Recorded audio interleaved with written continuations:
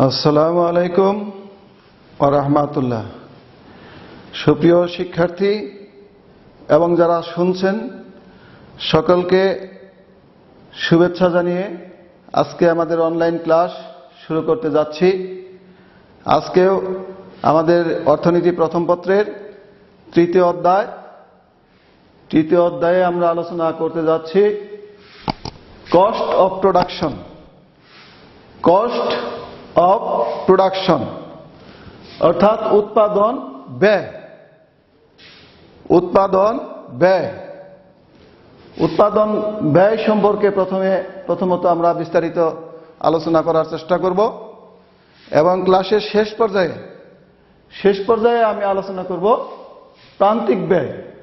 প্রান্তিক ব্যয় marginal cost. এই দুটি বিষয় সম্পর্কে আজকে বিস্তারিত আলোচনা করার চেষ্টা করব। যাই হোক, তাহলে প্রথমে উৎপাদন ব্যয়, যাকে ইংরেজিতে বলা হয় cost of production. Cost of production উৎপাদনের বিভিন্ন পর্যায়ে একজন উৎপাদক বিভিন্ন উপকরণ সংগ্রহ এবং তা উৎপাদন কাজে ব্যবহার করার জন্য যে পরিমাণ অর্থ ব্যয় করে তাকে উৎপাদন ব্যয় বলা হয়। ব্যাপারটা কি দাঁড়ালো যে উৎপাদনের বিভিন্ন পর্যায়, প্রথম পর্যায় থেকে শেষ পর্যায় পর্যন্ত উৎপাদন একটা প্রক্রিয়া, আমরা জানি, আগেই জেনেছি। এই দীর্ঘ প্রক্রিয়ার প্রথম পর্যায় থেকে শেষ পর্যায় পর্যন্ত বিভিন্ন পর্যায়ে একজন উৎপাদক বিভিন্ন উপকরণ সংগ্রহ করে। উৎপাদনের উপকরণ আছে প্রধানত চারটি, সেটি আমরা আলোচনা করেছি: ভূমি, শ্রম, মূলধন এবং সংগঠন। এগুলি ছাড়া, এই সমস্ত উপকরণ ছাড়া উৎপাদন কোনোভাবেই সম্ভব নয়। সেই বিভিন্ন উপকরণগুলিকে সঠিকভাবে সংগ্রহ করা এবং তা উৎপাদন কাজে ব্যবহার করার জন্য যে পরিমাণ অর্থ ব্যয় করে তাকে উৎপাদন ব্যয় বলা হয়। উৎপাদনকারী উপকরণসমূহ সংগ্রহ করার জন্য বিভিন্ন পর্যায়ে যে ব্যয় করে থাকে এবং এগুলিকে ব্যবহার করার জন্য যে পরিমাণ অর্থ ব্যয় করে থাকে তাকে উৎপাদন ব্যয় বলা হয়। এখন উৎপাদন ব্যয়, স্বল্পকালীন উৎপাদন ব্যয় আছে, দীর্ঘকালীন উৎপাদন ব্যয় আছে। স্বল্পকাল, প্রথমে প্রশ্ন আসে, তাহলে স্বল্পকাল বলতে আমরা কি বুঝি? অর্থনীতিতে স্বল্পকাল বলতে এখানে নির্দিষ্ট কোনো সময়কে বোঝানো হচ্ছে না। এখানে এমন একটা মেয়াদকে বোঝানো হয় যে মেয়াদে কিছু উপকরণ উৎপাদনের কিছু ব্যয় থাকে হলো স্থির ব্যয়, কিছু ব্যয় থাকে আমাদের স্থির ব্যয়, আর কিছু ব্যয় থাকবে আমাদের পরিবর্তনশীল ব্যয়। স্বল্পকালীন উৎপাদন ব্যয়ে আমাদের কিছু ব্যয় থাকবে স্থির ব্যয় এবং কিছু ব্যয় থাকবে আমাদের পরিবর্তনীয় ব্যয়। স্থির ব্যয় তাহলে কিরকম? স্থির ব্যয় হলো উৎপাদন হোক বা না হোক, উৎপাদন শুরু করার আগেই কিছু পরিমাণ আমাদের ব্যয় করতে হয়, কিছু মেশিনারি ক্রয় করতে হয়, অথবা উৎপাদন করার জন্য একটা বিল্ডিং এর প্রয়োজন হয়, একটা বিল্ডিং এর জন্য খরচ করতে হয়। তারপরে প্রযুক্তি, কিছু টেকনোলজির ব্যাপার আছে, সেই টেকনোলজির জন্য খরচ আছে। তাহলে এই যে মেশিনারি ক্রয়ের জন্য উৎপাদন শুরু করার আগেই, উৎপাদন যখন শূন্য, তখনও ওই মেশিনারি বাবদ, বিল্ডিং বাবদ এবং প্রযুক্তি বাবদ, এই সমস্ত প্রভৃতি বাবদ যে ব্যয়গুলা স্বল্পকালে হয়ে থাকে, একজন উৎপাদনকারীর করতে হয় এই সমস্ত ব্যয়, সেই ব্যয়গুলাকে বলা হয় স্থির ব্যয়, ফিক্সড কস্ট। উৎপাদনকারীর এগুলি হলো স্থির ব্যয়, ফিক্সড কস্ট। আচ্ছা, তারপরে তাহলে পরিবর্তনীয় ব্যয় কোনগুলি? পরিবর্তনীয় ব্যয় হলো উৎপাদনের পরিমাণ হ্রাস বৃদ্ধি করার ফলে, উৎপাদনের পরিমাণ হ্রাস বৃদ্ধি করার ফলে যে ব্যয়সমূহ হ্রাস বৃদ্ধি হয়, পরিবর্তিত হয়, সেই সমস্ত ব্যয়সমূহকে বলা হবে পরিবর্তনীয় ব্যয় অর্থনীতির পরিভাষায়। অর্থনীতির পরিভাষায় তাহলে পরিবর্তনীয় ব্যয় কোনগুলি? উৎপাদনের পরিমাণ হ্রাস বৃদ্ধির ফলে উৎপাদনের ব্যয় যেখানে পরিবর্তিত হয় বা হ্রাস বৃদ্ধি হয় সেই ধরনের ব্যয়গুলিকে অর্থনীতির পরিভাষায় আমরা বলবো পরিবর্তনীয় ব্যয়। যেমন উদাহরণস্বরূপ বলা যায় কাঁচামাল এবং শ্রমিকের মজুরি। কাঁচামাল এবং শ্রমিকের মজুরি এগুলি হলো আমাদের পরিবর্তনীয় ব্যয়। মানে উৎপাদনের পরিমাণ যদি বাড়ে তাহলে কাঁচামাল বেশি ব্যবহার করতে হবে, বেশি ক্রয় করতে হবে, সুতরাং পরিবর্তনীয় ব্যয় বেড়ে যাবে।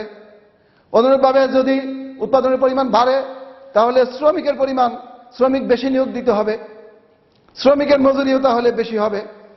আবার যদি উৎপাদনের পরিমাণ কমে তাহলে শ্রমিকের মজুরি কম দিতে হবে।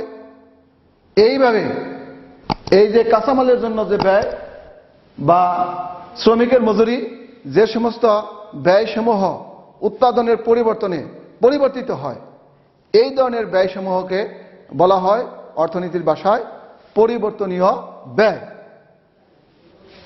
এই যে স্বল্পকালীন স্থির ব্যয়ের কথা যেটা আমি বললাম, এই স্থির ব্যয় এবং পরিবর্তনীয় ব্যয় এই দুটি ব্যয় হলো আমার স্বল্পকালীন মেয়াদে এই ব্যয়গুলা। দীর্ঘকালীন উৎপাদন ব্যয় আমরা জানি, অর্থনীতিতে আমরা জানি দীর্ঘকালে সবকিছুই পরিবর্তনশীল। দীর্ঘকালে অর্থনীতিতে সবকিছুই পরিবর্তনশীল। দীর্ঘকালেও কিন্তু দীর্ঘকাল বলতে নির্দিষ্ট কোনো সময় মেয়াদকে এখানে বোঝানো হচ্ছে না অর্থনীতিতে। তাহলে কি বোঝানো হচ্ছে? বোঝানো হয় এমন একটি সময়, যেমন ওই কৃষিক্ষেত্রের কথা যদি চিন্তা করি, আমরা কৃষিক্ষেত্রে 3-4 মাস সময় ধরে নেই একটা সিজন, একটা উৎপাদনের সিজন। এই সময়ের মধ্যে 3-4 মাস সময়, এটা একটা দীর্ঘকালীন সময় হতে পারে যে 3-4 মাসের মধ্যে অনেক কিছু প্রয়োজনীয় পরিবর্তন করা সম্ভব। সেক্ষেত্রে ওই এক এক রকম শিল্পে দীর্ঘকালীন ব্যয় বা দীর্ঘকালীন সময় এক এক রকম হবে, ভিন্নতর হবে। যেমন কোনো শিল্পে 1 থেকে 2 বছর, এটাও দীর্ঘকালীন সময়। আবার কোনো শিল্পে আরো 2 বছর বা তারও অধিক সময়, সেটা হতে পারে দীর্ঘকালীন সময়। তাহলে দীর্ঘকালীন সময় বলতে অর্থনীতিতে নির্দিষ্ট কোনো সময় মেয়াদকে বোঝানো হচ্ছে না। এক কথায় আমরা বলতে পারি যে দীর্ঘকালে অর্থনীতিতে সবকিছুই দীর্ঘকালীন ব্যয় পরিবর্তনশীল। যাই হোক, তাহলে এখন যদি আমরা দীর্ঘকালে আমরা এই যে কস্ট অফ প্রোডাকশন বা উৎপাদন অপেক্ষক, এই উৎপাদন অপেক্ষককে যদি আমরা সংকেতের মাধ্যমে বুঝাই, প্রকাশ করি, তাহলে সেক্ষেত্রে আমাদের প্রফেসর ওয়াটসন তিনি বলছেন যে সি সমান ফাংশন অফ কিউ। সি সমান ফাংশন অফ কিউ। সি হলো আমাদের কস্ট অফ প্রোডাকশন, উৎপাদন ব্যয়কে সি দ্বারা প্রকাশ করা হয় বা নির্দেশ করা হয়। আচ্ছা, তাহলে আমাদের এফ কি? এফ হলো ফাংশন বা অপেক্ষক। এক্ষেত্রে দুটি চলক কিউ এবং সি, এই কিউ এবং সি এর মধ্যে সম্পর্ক নির্দেশকারী হলো আমার ফাংশন এফ, অপেক্ষক। আচ্ছা, তাহলে এবার কিউ কি? কিউ হলো অর্থনীতিতে কিউ হলো কোয়ান্টিটি অফ প্রোডাকশন, উৎপাদনের পরিমাণকে কিউ দ্বারা বোঝানো হচ্ছে। এক্ষেত্রে তাহলে লক্ষ্য করলে দেখা যাবে যে উৎপাদনের পরিমাণ যদি বাড়ে তাহলে উৎপাদনের ব্যয়ও বৃদ্ধি পাবে। উৎপাদনের পরিমাণ যদি বাড়ে উৎপাদনের ব্যয়ও বাড়বে। আর উৎপাদনের পরিমাণ যদি কমে তাহলে উৎপাদনের ব্যয়ও কমে যাবে। তাহলে লক্ষণীয় বিষয় এটাই যে আমার এই উৎপাদনের পরিমাণ এবং উৎপাদন ব্যয়ের মধ্যে যে সম্পর্ক, সেই সম্পর্কটি হলো ধনাত্মক সম্পর্ক, অর্থাৎ সমমুখী সম্পর্ক, অর্থাৎ ইংরেজিতে যাকে বলা হয় পজিটিভলি রিলেটেড ধনাত্মক সম্পর্ক, সমমুখী সম্পর্ক। বাংলায় বলা হয় সমমুখী সম্পর্ক। কার মধ্যে সমমুখী সম্পর্ক? উৎপাদনের পরিমাণ এবং উৎপাদন ব্যয়ের মধ্যে সমমুখী সম্পর্ক বিরাজ করে। যাই হোক, এখন বিষয়টিকে আমরা একটি সূচির মাধ্যমেও ব্যাখ্যা করতে পারি। সূচির মাধ্যমে ব্যাখ্যা করতে পারি। তার আগে এখানে মোট ব্যয় সম্পর্কে একটু কথা আমার বাকি রইল। মোট ব্যয় সম্পর্কে একটু বলে নেই। তাহলে মোট ব্যয়টা কি দাঁড়ালো? মোট ব্যয় হলো স্বল্পকালে মোট ব্যয় হলো আমার যে টোটাল ফিক্সড কস্ট আছে, মোট স্থির ব্যয় টিএফসি, টোটাল ফিক্সড কস্ট, এবং টিবিসি মানে হলো মোট variable cost, total variable cost. এই দুটি ব্যয়কে যোগ করলে আমরা পাবো মোট ব্যয়। মোট ব্যয় তাহলে কি? মোট ব্যয় হলো উপকরণ সমূহের জন্য যে ব্যয়, উপকরণ সমূহ সংগ্রহ করার জন্য যে ব্যয় এবং আনুষঙ্গিক ব্যয়, এগুলিকে একত্র করলে আমরা মোট ব্যয় পেয়ে যাব। অর্থাৎ উপকরণ সমূহ সংগ্রহ এবং সেগুলিকে ব্যবহার করার জন্য আনুষঙ্গিক যে ব্যয়, এই ব্যয় সমূহকে একত্র করলে আমরা মোট ব্যয় পেয়ে যাব। যা হোক, এবার আসি আমরা সূচিতে। সূচি হলো, প্রথমে আমার হলো উৎপাদনের পরিমাণ। উৎপাদনের পরিমাণকে কিউ একক, উৎপাদনের পরিমাণকে কিউ দ্বারা প্রকাশ করা হয়, আমরা জানি। এবার মোট স্থির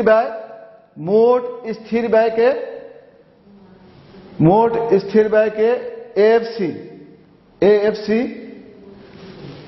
এএফসি দ্বারা বোঝানো হয়েছে। মোট স্থির ব্যয়। আচ্ছা, মোট স্থির ব্যয়, এখানে এএফসি একটু সরি, এখানে হবে আমার টিএফসি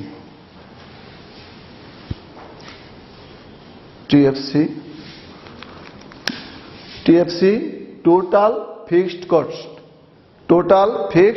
কস্ট মানে হলো মোট স্থির ব্যয়। আচ্ছা, তারপরে হলো আমার মোট পরিবর্তনীয় ব্যয় টিবিসি, টোটাল ভেরিয়েবল কস্ট, টাকায় প্রকাশ করা হয়। তারপরে হলো আমার মোট ব্যয় টোটাল কস্ট টিসি সমান TFC, total fixed cost plus total variable cost TBC. যাই হোক, যখন উৎপাদনের পরিমাণ 0 একক, তখন টোটাল ফিক্সড কস্ট আমার 10 টাকা। মোট পরিবর্তনীয় ব্যয় এখানে 0, যেহেতু উৎপাদনের পরিমাণ 0, সুতরাং পরিবর্তনীয় ব্যয় এখানে 0। আর এখানে মোট খরচ হবে এই 10। এবার যখন আমার উৎপাদনের পরিমাণ 1 একক, তখন ফিক্সড কস্ট মানে স্থির ব্যয় সকল পর্যায়ে 10, এক্ষেত্রেও 10। পরিবর্তনীয় ব্যয় এক্ষেত্রে ধরে নেওয়া হয়েছে 4। তাহলে আমার মোট ব্যয় হবে 10 যোগ 4 সমান 14 টাকা। আচ্ছা, এবার দ্বিতীয় একক উৎপাদনের ক্ষেত্রে স্থির ব্যয় 10, পরিবর্তনীয় ব্যয় 7, আর মোট ব্যয় হবে 10 আর 7 যোগ করে 17। মোট ব্যয় হবে 17। আচ্ছা, এবার তৃতীয় একক উৎপাদনের ক্ষেত্রে স্থির ব্যয় অলওয়েজ আমরা লক্ষ্য করতেছি, স্থির ব্যয় অলওয়েজ 10 টাকা। আচ্ছা, তাহলে পরিবর্তনীয় ব্যয়, এখানে পরিবর্তনীয় ব্যয় 10 আর 10 যোগ করে আমার মোট ব্যয় হলো 20 টাকা। এবার চতুর্থ একক উৎপাদনের ক্ষেত্রে আমার স্থির ব্যয় 10, পরিবর্তনীয় ব্যয় 12, মোট ব্যয় 10 আর 12 যোগ করে 22 টাকা। আচ্ছা, এবার পঞ্চম একক উৎপাদনের ফলে আমার স্থির খরচ 10 টাকা, পরিবর্তনীয় খরচ 17 টাকা, তাহলে মোট ব্যয় হবে 17 আর 10 27 টাকা। 27 টাকা 27 টাকা। এরপরে ষষ্ঠ একক উৎপাদনের ফলে আমার স্থির ব্যয় 10, পরিবর্তনীয় ব্যয় 24, আর মোট ব্যয় হলো আমার 24 আর 10 34 টাকা, 34 টাকা। যা হোক, এখন এই বিষয়টিকে ইচ্ছা করলে আমরা চিত্রে দেখতে পারি, চিত্রে প্রকাশ করা যায়, চিত্রের মাধ্যমে আমরা ব্যাখ্যা করতে পারি। চিত্রে এটা হলো আমার ও কিউ হলো আমার ভূমি অক্ষে আমরা কিউ বা উৎপাদনের পরিমাপকে পরিমাপ করা হচ্ছে। ভূমি অক্ষে ও কিউ দ্বারা উৎপাদনের পরিমাণকে পরিমাপ করা হচ্ছে। আর লম্ব অক্ষ যাকে ইংরেজিতে বলা হয় ভার্টিক্যাল অ্যাক্সিসে আমার ও সি মানে কস্ট, উৎপাদনের ব্যয়কে পরিমাপ করা হচ্ছে। এবার আমরা লক্ষ্য করি যে আমাদের টিএফসি মানে মোট স্থির ব্যয় আমাদের সকল পর্যায়ে 10 টাকা। সেই কারণে আমাদের এই রেখাটা এখানে লক্ষ্য করতে পারতেছি আমরা। টিএফসি রেখাটা হয়ে গেছে ভূমি অক্ষের সমান্তরাল। আচ্ছা, তাহলে এবার আমাদের এই রেখাটা হলো টিবিসি, টোটাল ভেরিয়েবল কস্ট। এই রেখাটি আমরা লক্ষ্য করতে পারি প্রথম পর্যায়ে অর্থাৎ ও থেকে বি বিন্দু পর্যন্ত আমাদের কস্ট বৃদ্ধি পাচ্ছে, পরিবর্তনীয় খরচ বৃদ্ধি পাচ্ছে, বাট ক্রমহ্রাসমান হারে বৃদ্ধি পাচ্ছে, কিন্তু ক্রমহ্রাসমান হারে, অর্থাৎ increasing but A decreasing rate. এরপরে বিন্দুর পরেও টিবিসি বৃদ্ধি পাচ্ছে, আমরা লক্ষ্য করতে পারি ব্যয়টা বৃদ্ধি পাচ্ছে, পরিবর্তনীয় ব্যয়, কিন্তু ব্যয় বৃদ্ধি পাচ্ছে অতি দ্রুত হারে, মানে হলো ক্রমবর্ধমান হারে, মানে increasing at a increasing rate, ক্রমবর্ধমান হারে বৃদ্ধি পাচ্ছে। এবং সেই কারণেই এক্ষেত্রে আমরা লক্ষ্য করতে পারি আমাদের টিসি বা মোট ব্যয় রেখাটিও প্রথম অংশে সি বিন্দু পর্যন্ত বৃদ্ধি পাচ্ছে,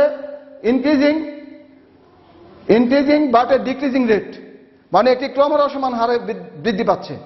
বাট সি বিন্দুর পরে আমাদের মোট ব্যয় ওই একইভাবে পরিবর্তনীয় ব্যয়ের মতো বৃদ্ধি পাচ্ছে এবং সেটি ক্রমবর্ধমান হারে বৃদ্ধি পাচ্ছে। অর্থাৎ সি বিন্দুর পরে TC increasing at a increasing rate. এই বিষয়গুলি আমাদের লক্ষ্য করতে হবে। তাহলে এক্ষেত্রে সর্বশেষ আমাদের কি দাঁড়াচ্ছে? সর্বশেষ দাঁড়াচ্ছে আমাদের মোট ব্যয় সমান এই কিউ জিরো থেকে বি বিন্দু পর্যন্ত, এইটুকু হলো আমাদের fixed cost TBC fixed cost, যেটা ওএ, এই যে ওএ এই বিন্দু, এইটুকু আমাদের ফিক্সড কস্ট। আর তার সাথে যোগ হলো আমাদের বিসি হলো আমাদের টিবিসি, মানে টোটাল ভেরিয়েবল কস্ট। এখানে তাহলে এটুকু হলো আমাদের টিএফসি মোট স্থির ব্যয়, এবং তার সাথে যোগ হবে আমাদের মোট পরিবর্তনীয় ব্যয়। মোট স্থির ব্যয়ের সাথে মোট পরিবর্তনীয় ব্যয় যোগ করে আমরা পাবো হলো মোট ব্যয়, টোটাল কস্ট। এ হলো আপাতত উৎপাদন ব্যয়ের কথা। এখন আমরা শেষ পর্যায়ে আমরা আলোচনা করতে চাচ্ছি প্রান্তিক ব্যয় বা মার্জিনাল কস্ট। প্রান্তিক ব্যয়, যাকে ইংরেজিতে বলা হয় মার্জিনাল কস্ট। উৎপাদনের পরিমাণ 1 একক বৃদ্ধি করলে মোট ব্যয় যে পরিমাণ বৃদ্ধি পায় তাকে প্রান্তিক ব্যয় বলে। উৎপাদনের পরিমাণ 1 একক বৃদ্ধি করলে মোট ব্যয়ের যে পরিবর্তন সেটাকেই আমরা বলবো প্রান্তিক ব্যয়। অর্থাৎ অতিরিক্ত 1 একক উৎপাদনের ব্যয়কে প্রান্তিক ব্যয় বলে।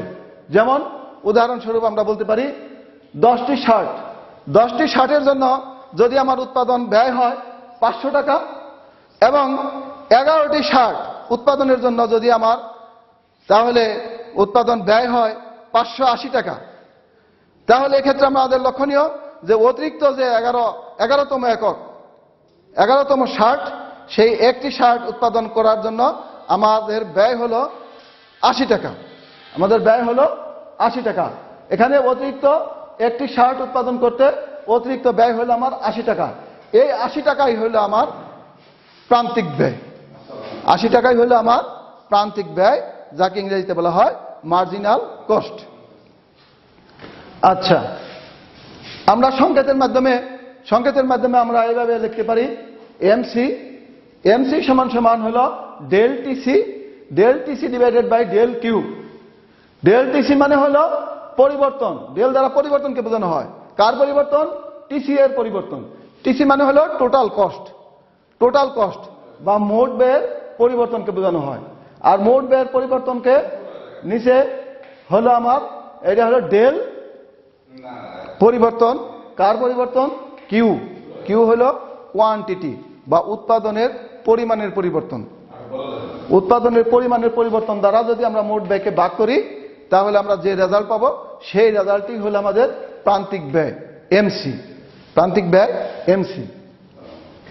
এখন এই বিষয়টিকে আমরা রেখাচিত্রের মাধ্যমে প্রকাশ করতে পারি, ব্যাখ্যা করতে পারি। রেখাচিত্রের মাধ্যমে এটি হলো আমার ভূমি অক্ষ। ভূমি অক্ষে আমরা ও কিউ উৎপাদনের পরিমাণ পরিমাপ করতেছি। আর ওই একইভাবে লম্ব অক্ষে আমরা প্রান্তিক ব্যয় এমসি মার্জিনাল কস্ট বা প্রান্তিক ব্যয়কে আমরা পরিমাপ করতেছি। আচ্ছা, তাহলে এই যে রেখাটি আমরা দেখতে পাচ্ছি, এই রেখাটি হলো আমাদের মার্জিনাল কস্ট বা প্রান্তিক ব্যয় রেখা। প্রান্তিক ব্যয় রেখা। এই রেখাটির মধ্যে লক্ষণীয় হলো যে রেখাটির প্রথম অংশ হলো বাম থেকে ডান দিকে নিম্নগামী এবং একটা পর্যায়ে আসার পরে রেখাটি দ্রুত ডান দিকে উঠে